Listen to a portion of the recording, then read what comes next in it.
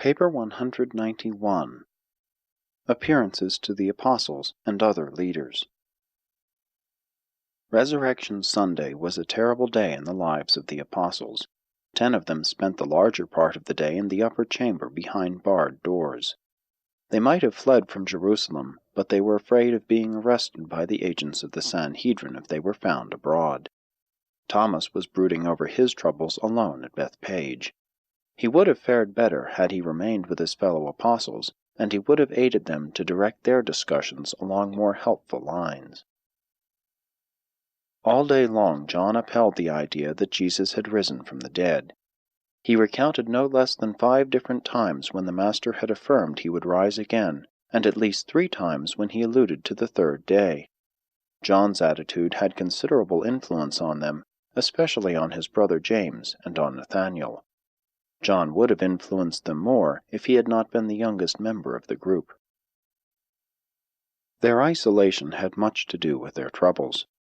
John Mark kept them in touch with developments about the temple and informed them as to the many rumors gaining headway in the city, but it did not occur to him to gather up news from the different groups of believers to whom Jesus had already appeared. That was the kind of service which had heretofore been rendered by the messengers of David, but they were all absent on their last assignment as heralds of the resurrection to those groups of believers who dwelt remote from Jerusalem. For the first time in all these years, the apostles realized how much they had been dependent on David's messengers for their daily information regarding the affairs of the kingdom. All this day Peter characteristically vacillated emotionally between faith and doubt concerning the Master's resurrection.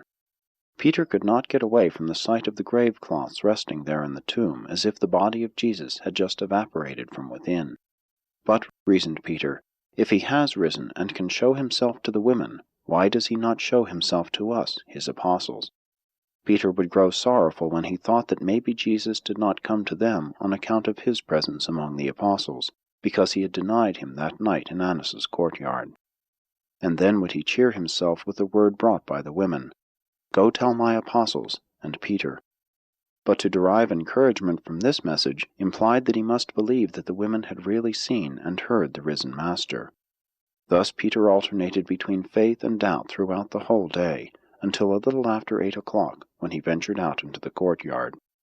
Peter thought to remove himself from among the apostles so that he might not prevent Jesus' coming to them because of his denial of the Master.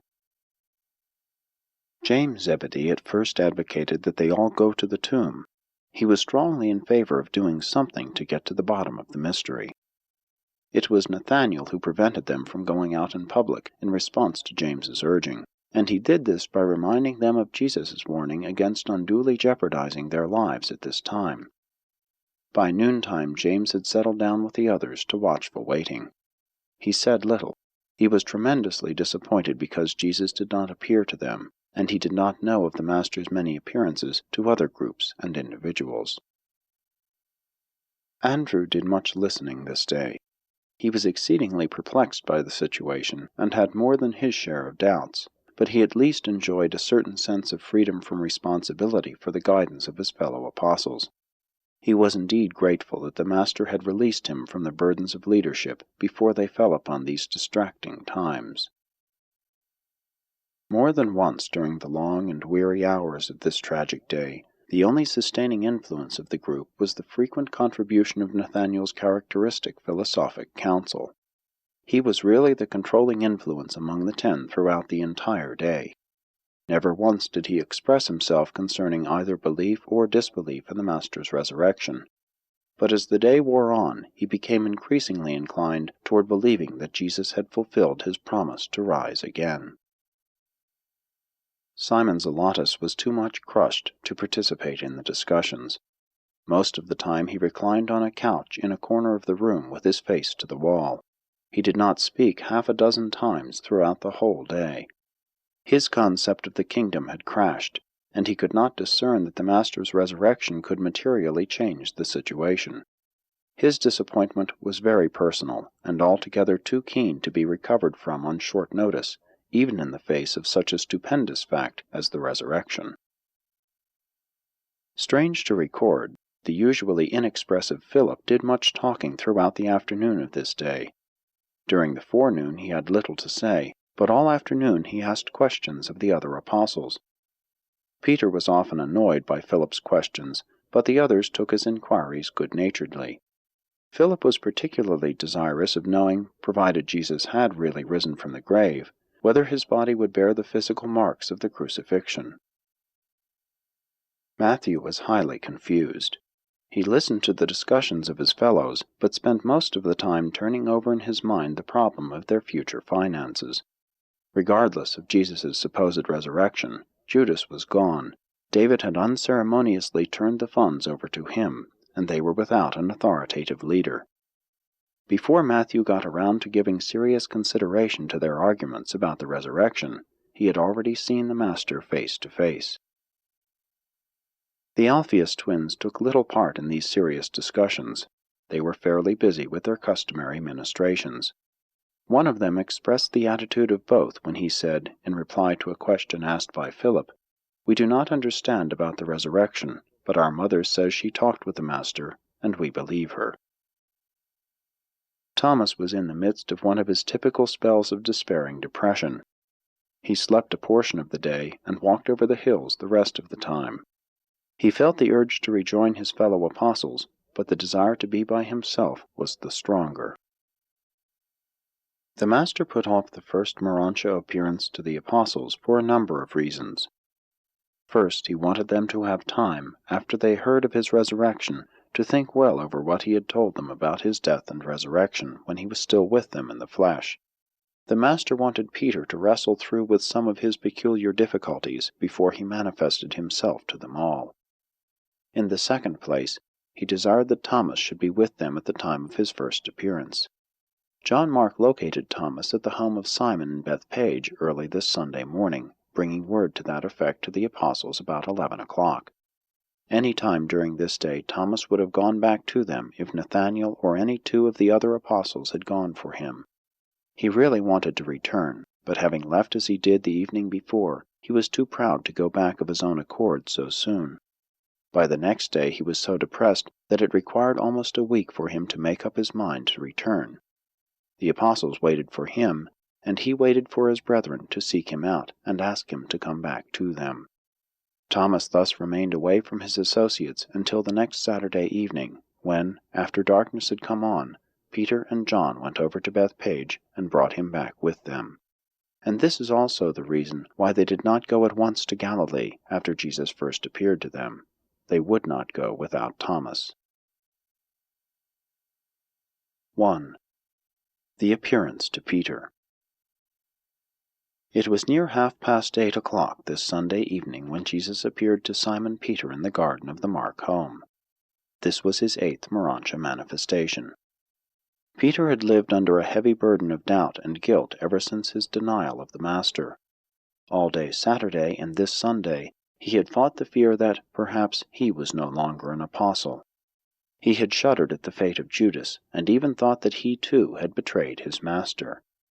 All this afternoon he thought that it might be his presence with the apostles that prevented Jesus' appearing to them, provided, of course, he had really risen from the dead. And it was to Peter in such a frame of mind and in such a state of soul that Jesus appeared as the dejected apostle strolled among the flowers and shrubs. When Peter thought of the loving look of the Master as he passed by on Annas' porch, and as he turned over in his mind that wonderful message brought him early that morning by the women who came from the empty tomb, "Go tell my apostles," and Peter, as he contemplated these tokens of mercy, his faith began to surmount his doubts, and he stood still, clenching his fists, while he spoke aloud, "I believe he has risen from the dead. I will go and tell my brethren." And as he said this, there suddenly appeared in front of him the form of a man, who spoke to him in familiar tones, saying, "Peter, the enemy desired to have you, but I would not give you up. I knew it was not from the heart that you disowned me, therefore I forgave you even before you asked. But now must you cease to think about yourself and the troubles of the hour, while you prepare to carry the good news of the gospel to those who sit in darkness. No longer should you be concerned with what you may obtain from the kingdom, but rather be exercised about what you can give to those who live in dire spiritual poverty. Gird yourself, Simon, for the battle of a new day, the struggle with spiritual darkness and the evil doubtings of the natural minds of men. Peter and the Morontia Jesus walked through the garden and talked of things past, present, and future for almost 5 minutes. Then the Master vanished from his gaze, saying, "Farewell, Peter, until I see you with your brethren." For a moment, Peter was overcome by the realization that he had talked with the risen Master, and that he could be sure he was still an ambassador of the kingdom. He had just heard the glorified Master exhort him to go on preaching the gospel. And with all this welling up within his heart, he rushed to the upper chamber and into the presence of his fellow apostles, exclaiming in breathless excitement, "I have seen the Master. He was in the garden. I talked with him, and he has forgiven me." Peter's declaration that he had seen Jesus in the garden made a profound impression upon his fellow apostles, and they were about ready to surrender their doubts when Andrew got up and warned them not to be too much influenced by his brother's report. Andrew intimated that Peter had seen things which were not real before. Although Andrew did not directly allude to the vision of the night on the Sea of Galilee, wherein Peter claimed to have seen the Master coming to them walking on the water, he said enough to betray to all present that he had this incident in mind. Simon Peter was very much hurt by his brother's insinuations, and immediately lapsed into crestfallen silence. The twins felt very sorry for Peter, and they both went over to express their sympathy, and to say that they believed him, and to reassert that their own mother had also seen the Master. 2. First Appearance to the Apostles. Shortly after 9 o'clock that evening, after the departure of Cleopas and Jacob, while the Alphaeus twins comforted Peter, and while Nathanael remonstrated with Andrew, and as the 10 apostles were there assembled in the upper chamber, with all the doors bolted for fear of arrest, the Master, in Morontia form, suddenly appeared in the midst of them, saying, "Peace be upon you. Why are you so frightened when I appear, as though you had seen a spirit? Did I not tell you about these things when I was present with you in the flesh? Did I not say to you that the chief priests and the rulers would deliver me up to be killed, that one of your own number would betray me, and that on the 3rd day I would rise? Wherefore all your doubtings, and all this discussion about the reports of the women, Cleopas and Jacob, and even Peter? How long will you doubt my words and refuse to believe my promises?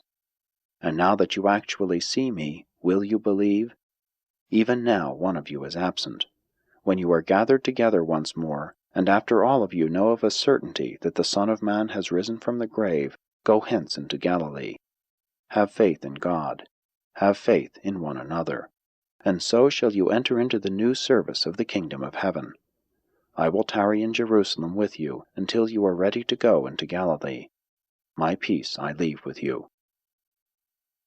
When the Morontia Jesus had spoken to them, he vanished in an instant from their sight, and they all fell on their faces praising God and venerating their vanished Master.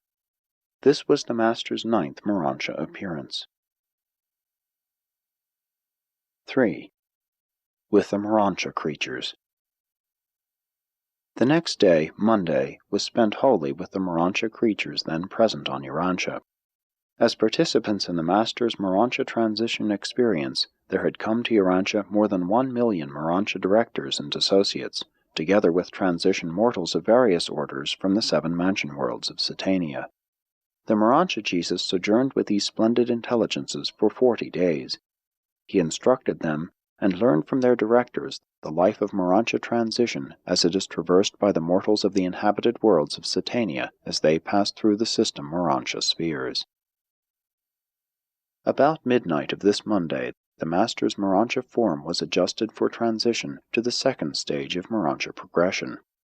When he next appeared to his mortal children on earth, it was as a 2nd stage Morontia being. As the Master progressed in the Morontia career, it became, technically, more and more difficult for the Morontia intelligences and their transforming associates to visualize the Master to mortal and material eyes. Jesus made the transit to the 3rd stage of Morontia on Friday, April 14, to the 4th stage on Monday the 17th, to the 5th stage on Saturday the 22nd, to the 6th stage on Thursday the 27th, to the 7th stage on Tuesday, May 2, to Jerusalem citizenship on Sunday the 7th, and he entered the embrace of the Most High's evidentia on Sunday the 14th.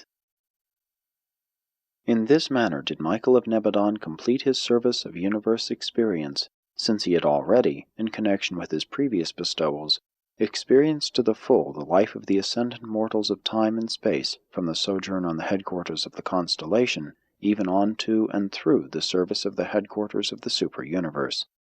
And it was by these very Morontia experiences that the Creator Son of Nebadon really finished and acceptably terminated his seventh and final universe bestowal.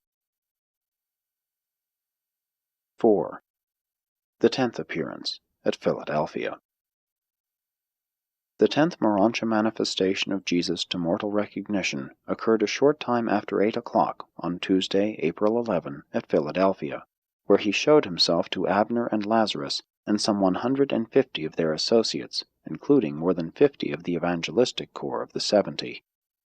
This appearance occurred just after the opening of a special meeting in the synagogue, which had been called by Abner to discuss the crucifixion of Jesus and the more recent report of the resurrection, which had been brought by David's messenger. Inasmuch as the resurrected Lazarus was now a member of this group of believers, it was not difficult for them to believe the report that Jesus had risen from the dead. The meeting in the synagogue was just being opened by Abner and Lazarus, who were standing together in the pulpit, when the entire audience of believers saw the form of the Master appear suddenly. He stepped forward from where he had appeared between Abner and Lazarus, neither of whom had observed him, and saluting the company, said, "Peace be upon you. You all know that we have one Father in heaven, and that there is but one gospel of the kingdom, the good news of the gift of eternal life which men receive by faith. As you rejoice in your loyalty to the gospel, pray the Father of truth to shed abroad in your hearts a new and greater love for your brethren. You are to love all men as I have loved you. You are to serve all men as I have served you.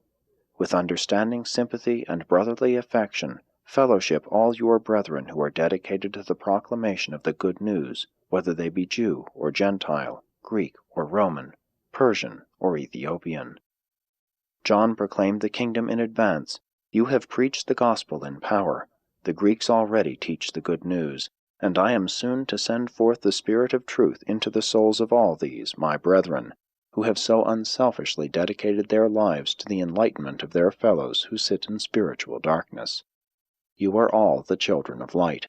Therefore stumble not into the misunderstanding entanglements of mortal suspicion and human intolerance. If you are ennobled by the grace of faith to love unbelievers, should you not also equally love those who are your fellow believers in the far-spreading household of faith? Remember, as you love one another, all men will know that you are my disciples. Go then into all the world proclaiming this gospel of the fatherhood of God and the brotherhood of men to all nations and races, and ever be wise in your choice of methods for presenting the good news to the different races and tribes of mankind. Freely you have received this gospel of the kingdom, and you will freely give the good news to all nations. Fear not the resistance of evil, for I am with you always, even to the end of the ages. And my peace I leave with you." When he had said, "My peace I leave with you," he vanished from their sight.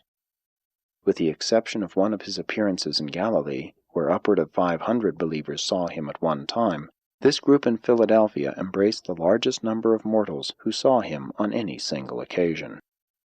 Early the next morning, even while the apostles tarried in Jerusalem awaiting the emotional recovery of Thomas, these believers at Philadelphia went forth proclaiming that Jesus of Nazareth had risen from the dead. The next day, Wednesday, Jesus spent without interruption in the society of his Morontia associates, and during the mid-afternoon hours he received visiting Morontia delegates from the mansion worlds of every local system of inhabited spheres throughout the constellation of Norlatiadec, and they all rejoiced to know their Creator as one of their own order of universe intelligence. 5.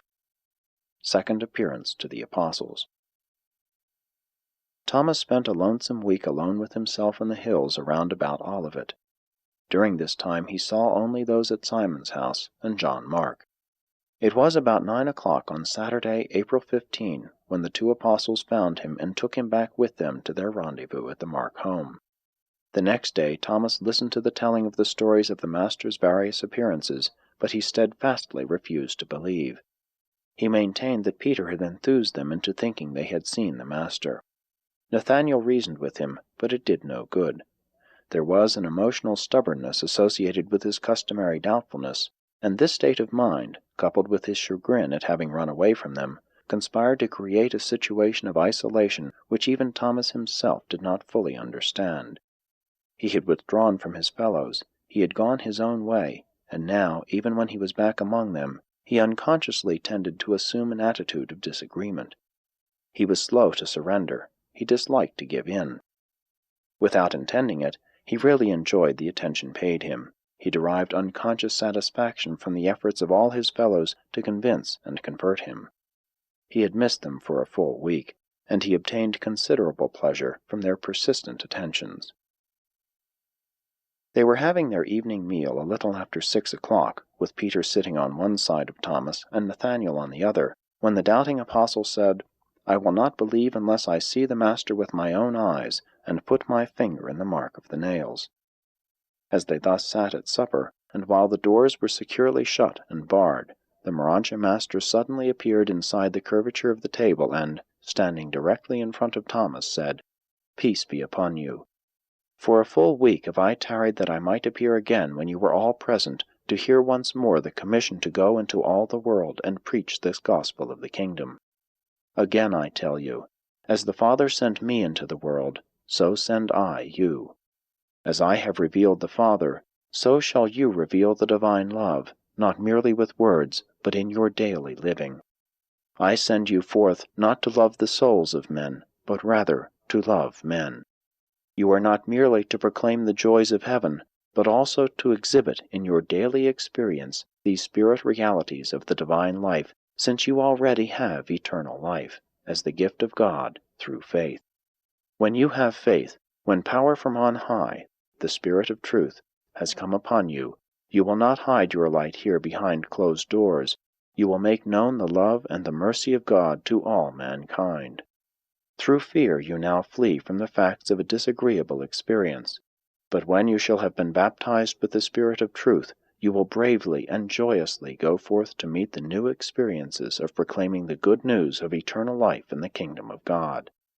You may tarry here and in Galilee for a short season while you recover from the shock of the transition from the false security of the authority of traditionalism to the new order of the authority of the facts, truth, and faith in the supreme realities of living experience. Your mission to the world is founded on the fact that I lived a God-revealing life among you, on the truth that you and all other men are the sons of God, and it shall consist in the life which you will live among men, the actual and living experience of loving men and serving them, even as I have loved and served you. Let faith reveal your light to the world. Let the revelation of truth open the eyes blinded by tradition. Let your loving service effectually destroy the prejudice engendered by ignorance. By so drawing close to your fellow men in understanding sympathy and with unselfish devotion, you will lead them into a saving knowledge of the Father's love. The Jews have extolled goodness, the Greeks have exalted beauty, the Hindus preach devotion, the faraway ascetics teach reverence, the Romans demand loyalty, but I require of my disciples life, even a life of loving service for your brothers in the flesh." When the Master had so spoken, he looked down into the face of Thomas and said, "And you, Thomas, who said you would not believe unless you could see me and put your finger in the nail marks of my hands, have now beheld me and heard my words. And though you see no nail marks on my hands, since I am raised in the form that you also shall have when you depart from this world, what will you say to your brethren? You will acknowledge the truth, for already in your heart you had begun to believe even when you so stoutly asserted your unbelief. Your doubts, Thomas, always most stubbornly assert themselves just as they are about to crumble. Thomas, I bid you be not faithless, but believing, and I know you will believe, even with a whole heart. When Thomas heard these words, he fell on his knees before the Morontia master and exclaimed, "I believe, my Lord and my Master." Then said Jesus to Thomas, "You have believed, Thomas, because you have really seen and heard me. Blessed are those in the ages to come who will believe even though they have not seen with the eye of flesh, nor heard with the mortal ear." And then, as the Master's form moved over near the head of the table, he addressed them all, saying, "And now go all of you to Galilee, where I will presently appear to you." After he said this, he vanished from their sight.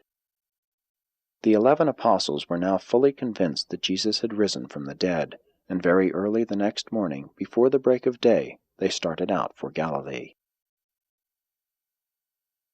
6. The Alexandrian Appearance. While the 11 apostles were on the way to Galilee, drawing near their journey's end, on Tuesday evening, April 18, at about 8:30, Jesus appeared to Rhodan and some 80 other believers in Alexandria. This was the Master's 12th appearance in Morontia form. Jesus appeared before these Greeks and Jews at the conclusion of the report of David's messenger regarding the crucifixion.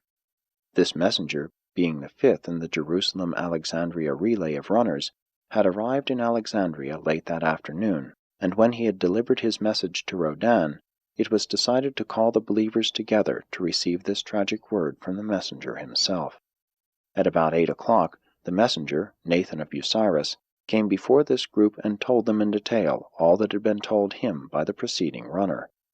Nathan ended his touching recital with these words, "But David, who sends us this word, reports that the Master, in foretelling his death, declared that he would rise again." Even as Nathan spoke, the Morontia master appeared there in full view of all, and when Nathan sat down, Jesus said, "Peace be upon you. That which my Father sent me into the world to establish belongs not to a race, a nation, nor to a special group of teachers or preachers. This gospel of the kingdom belongs to both Jew and Gentile, to rich and poor, to free and bond, to male and female, even to the little children. And you are all to proclaim this gospel of love and truth by the lives which you live in the flesh. You shall love one another with a new and startling affection, even as I have loved you. You will serve mankind with a new and amazing devotion, even as I have served you. And when men see you so love them, and when they behold how fervently you serve them, they will perceive that you have become faith fellows of the kingdom of heaven, and they will follow after the Spirit of truth which they see in your lives, to the finding of eternal salvation. As the Father sent me into this world, even so now send I you. You are all called to carry the good news to those who sit in darkness. This gospel of the kingdom belongs to all who believe it. It shall not be committed to the custody of mere priests. Soon will the Spirit of truth come upon you, and he shall lead you into all truth. Go you therefore into all the world preaching this gospel, and lo, I am with you always, even to the end of the ages." When the Master had so spoken, he vanished from their sight. All that night these believers remained there together, recounting their experiences as kingdom believers, and listening to the many words of Rhodan and his associates. And they all believed that Jesus had risen from the dead. Imagine the surprise of David's herald of the resurrection, who arrived the second day after this, when they replied to his announcement, saying, "Yes, we know, for we have seen him. He appeared to us day before yesterday."